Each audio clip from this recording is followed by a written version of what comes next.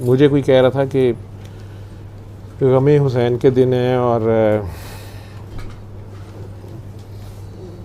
آپ آج بھی دعا سیشن رکھیں گے جائیں گے یا آپ مجلس میں جائیں گے. تو میں نے کہا تم لوگوں نے ہر چیز کو کیوں حصوں میں ٹوٹوں میں کر دیا ہے. اور انہی سے میں نے سیکھا, پوچھا ان سے صاحب سے, میں کہا مجھے غم حسین کا مطلب کیا ہے, مجھے سمجھا دیں. وہ آپس میں ہم دونوں نوٹس ایکسچینج کرنا شروع ہو گئے. ایک دوسرے سے سیکھتا ہے نا بندہ. تو میں نے کہا ایک آپ غور کیجئے گا, ایک غم حسین ہے وہ جو بھی ڈسکرائب کر رہے تھے, میں نے کہا آپ اس کو پہلے دیکھ لیں, آپ غم حسین کہہ رہے ہیں یا صبر حسین کی تعریف کر رہے ہیں, آپ ذکر کس کا کر رہے ہیں. تو وہ پریشان ہو گئے, مجھے کہتے ہیں کہ صبر حسین اور غم حسین میں کیا فرق ہے. میں نے کہا یہ آپ سوچیں, میں تو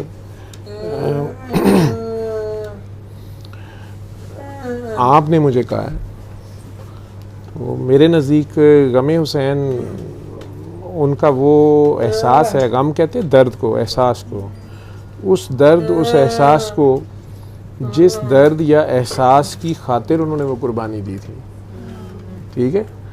وہ کاکی جی کا بھی جو سوال تھا, سید زادی ہیں, مزروا کی سسٹر ہیں جو مجھے فون کر رہی تھیں اس سے میرے گھر.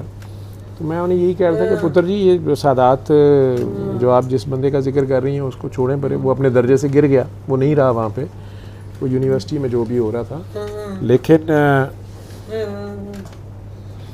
یہ چیز تو اللہ کریم نے بڑے واضح طور پہ سیدنا ابراہیم علیہ السلام کو کہہ دیا تھا جب انہوں نے یہ دعا مانگی کہ یا اللہ جو بھی تو نے مجھے نوازا ہے یہ میری نسلوں کو بھی اسی سے نواز, ان کے اوپر بھی یہ بلیسنگ جاری رہے.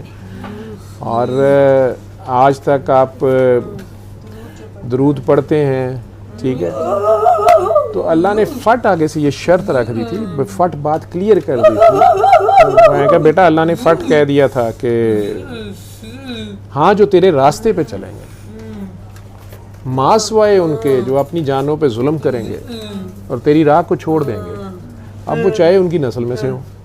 ٹھیک ہے. اور یہی بات اللہ نے سرکار دو عالم سے فرما دی کہ ہم نے آپ کو کوثر تو عطا کی, لیکن فصلی لربک والنحر, یہ جو شرط ہے کہ نماز قائم رکھیں اور قربانی دیتا رہے.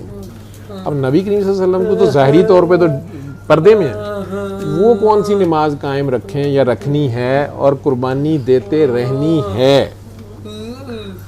وہ قربانی جو ہے وہ مسلسل ایک عمل ہے, اور نماز قائم رکھنا مسلسل ایک عمل ہے.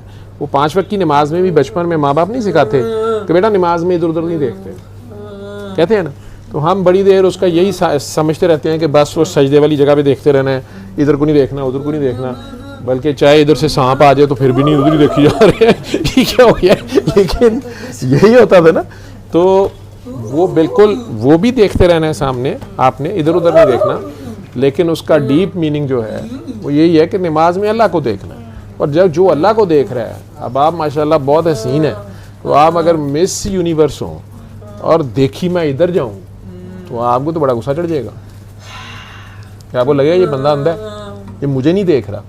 اور جب سارے حسینوں کو بنانے والا اگر سامنے ہو اور آپ اس کے سامنے کھڑے ہونے کی آپ کو یہ ہو کہ جی میں اللہ کے سامنے کھڑا ہوں, اور پھر آپ کا دھیان یہ ہو کہ میرا بیٹا ٹھیک ہو جائے, میرے بیٹے کو جاب مل جائے, بیٹی کا رشتہ ہو جائے, خامن دوسری شادی نہ کر لے, ٹھیک ہے, یا ہوئی بھی اس کی ٹوٹ جائے, اللہ کرے یہ نئی دوسری بیوی جو ہے نا اس کے اوپر جادو چل جائے, ٹھیک ہے. تو نماز میں بھی بد دعائیں مانگ رہے ہیں, ٹھیک ہے, بدی پہ مت ہے. وہ نماز اگر اللہ پہ قائم ہو, وہ اللہ ہی نظر آتا رہے, تو اس کے بعد اپنا آپ تو نظر نہیں آ سکتا.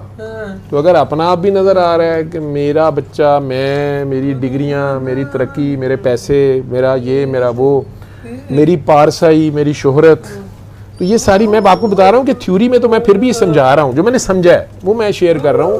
اس چیٹنگ کو کرانے کا کوئی فائدہ نہیں ہے.